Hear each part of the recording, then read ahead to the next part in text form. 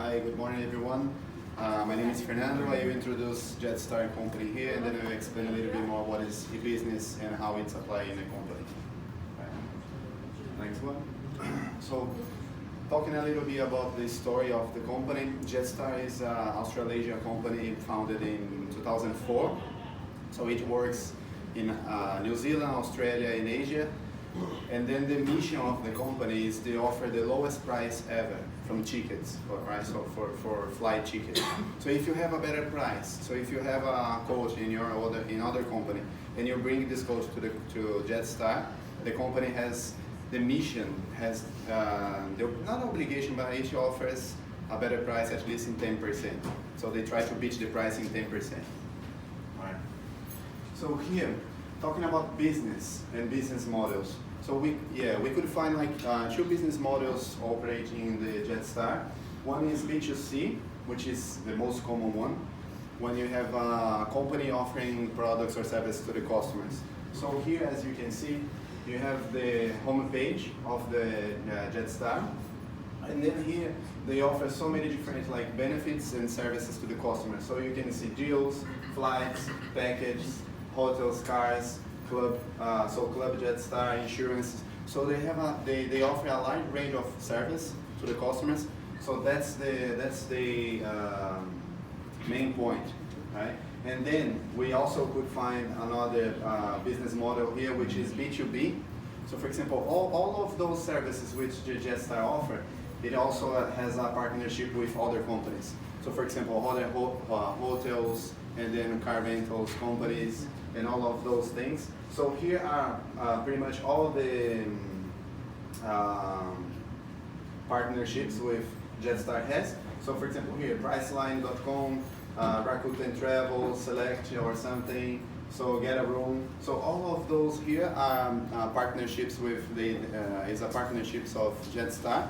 So when you go through, for example, packets or flights, or actually hotels. You click in hotels here on B2C, and then they redirect you from this page here, and then from this page here, you can see all the other offers and all the other and all the other services which the Jetstar offer to the customers. So we could find like these two models, B2C and B2B. And then going on. So revenue model, Jetstar works with revenue model. So revenue model is how the company used to actually make money, make profits. So the Jetstar use subscription on its website. So for example, when you go to the website and then you go from the Club Jetstar, you can subscribe to the group. So you can join the group, and then join the group for, I think it's something around like $55 a month. So monthly, $55. So if you pay this subscription monthly, you can receive like these benefits. So you can have early bookings, you can increase your size of luggage, you can have like different, you can actually book, you can apply your offer for 4 more people. So you have like any other partners, you can see more partners actually. So for example, if you'd like to go from another country, or if you'd like to use, let's say, you'd like to stay in a 5-star hotel. So maybe here you can find all of those information, so all of those partnerships earlier. And then Jetstar also works with e-direct marketing, with his email marketing, so personalized marketing. So in this case here, after you go to the website, after you go to the benefits and services which the company offers, for example, if you just drop in one of the part of the funnel, like of the acquisition funnel of the purchase, let's say you start to search for a flight from Wellington, and then suddenly you just stop it because I think it might be too expensive, or maybe we don't have like exactly dates to go to the place. So in this case here, Jetstar keeps tracking you, like tracking all your behavior, and then after this, they start to send you like email marketing. So they start to kind of send you reminders of your actions. So in this case, like, you just drop off, you just stop your purchase in this stage here. Why? and then they just start to send you messages of reminding. Hey, remember what he was looking for a flight in Wellington? Why? We've got this one from here. Like, you've got this one, so you can see more like through this email here, right? So also Jetstar works with social media. So a good way to work with social media is because the company can spread, like can actually improve and increase the brand awareness. So that's the main point. So for example, the main platforms which Jetstar works is Facebook, Twitter, Instagram, and LinkedIn. So all of those platforms the company uses to spread and to engage with customers. So for example, on Facebook, on Instagram, they then engage with customers always using hashtags. So always when we post something like hashtag Jetstar or hashtag any hashtag like this related to the company, you'll be drive to the website. So the company will drive the customers to the website. So through the website, you can see all the benefits, and also you can engage. Also, the company uses these social medias to collect information, to collect data from the customers. So for example, when they go to the website or when they go to Facebook and they start to make comments or they start to sharing flights or their experiences on the platform, so Jetstar can track it and also can improve or not, can engage with customers, can answer and give answers to the customers. Here is e-marketplace. Actually, yeah, we have a mistake here, but it's e-marketplace. So in this case here, when you start to buying something, when you go through all the process from the beginning to the end, this is the page which Jetstar shows to the customer. So for example, when you'd like to buy something, when you'd like to buy a ticket, you go for example, flights, and then bundles, and then baggage, seats, extras, booking details, and review and pay. So you go through all of those steps. So this one here is the e-marketplace of the Jetstar.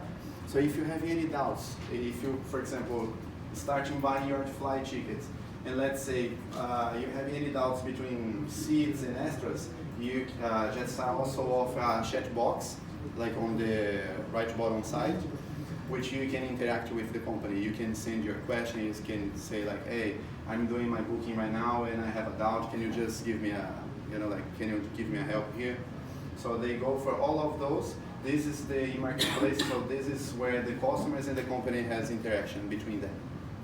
Right. So going ahead, we've got like, what is the benefits of, benefits and limitations of e-business? So when you talk about benefits, we talk about always increased brand awareness, because for example, e-business is an online platform, so we can spread, we can promote the brand online. So that's actually an amazing option to promote and to spread the name of the company. So this is one of the benefits. Another one would be improve customers' experience. So what do we mean with this? We mean improving customers' experiences because we are online. We can interact with customers 24/7. So we can give them replies, we can give them answers about the queries, and then yeah, that's one of the benefits. That's another benefit, right? So and then when you go for limitations, we might have, for example, lack of security. So when you talk about lack of security, we are talking about, like, for example, we are in an online place, right? So online space. So we are always, in this case, available. It's not available. It's vulnerable. Yeah, vulnerability. So you have like we are vulnerable. We are vulnerable to hackers or something like this. So people can go there on the website, or they just can start to steal your information and then use from their own purpose. So they can steal your home address. They might steal your credit card numbers. They might steal like personal information and then use from themselves. Like to make profits and then from another purpose, which is not the owner of the information. And then another limitation would be beta factor.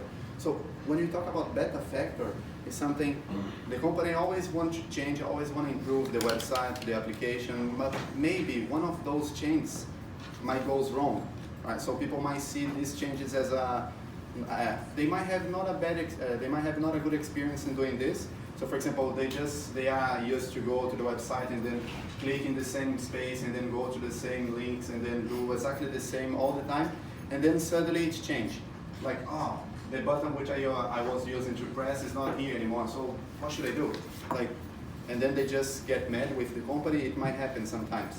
So we have to really be careful with this. Lack of security and beta factor are really important to the company. So they have to be really mindful about this.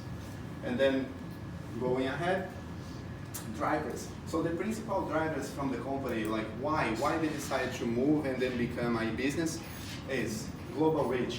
Because when we talk about like e-business, we're talking about not only locally, we're talking about internationally. So we're talking about impacting people from all around the world, not only here in New Zealand, not only Australia, not only Asia. We are talking about like impacting many people all around the world. So that might be one of the drives of the company. That's why. It might be one of the motivations of the company to go for e-business. So let me take a breath. So, and then we go for customers engagement, right? So customers engagement is pretty much exactly what I said before. So customers engagement, Jetstar go usually for Facebook and social media platforms or chatbots or all of those features which can interact with customers. So in this case here, Jetstar use, for example, social media and chatbots to engage with customers, to make them actually give feedbacks, to track their behaviors, and then understand the customers, and then start to offer and then create better options and better deals to the customers through those engagement, like through those informations, through those data. Right? And then conversion rate. So when you talk about conversion rate, we're talking about like all the companies, like Jetstar is included on this. They always want to make profit, right? So they always going to go for revenues. So conversion rate here in this case is, as long as you keeping tracking your customers, as long as you keeping talking to them, capture informations, and then improve your service, you also want, in the end of this, you want to make money, right? So that's conversion rate. So the company wants to go through all the process, and then in the end of the process, they want to convert this customers in client. All right? And then we have time flexibility. So when you go for a business also, you have time flexibility. So time flexibility is, again, working 24/7 all the time. So that's time flexibility. So for example, we can offer assistance from all around the world in real time. So if you have any queries, if you have any doubts about a service or a product, you just can go like online, and then you can make your questions. And then after you make your questions, we have a chatbot. We have a chatbox or a chat box in the web page, which will answer automatically. Right? So yeah, this is pretty much like drivers and benefits. Right? So moving on. So yeah, now I will pass the floor to Wong. Yeah, and then we keep talking later.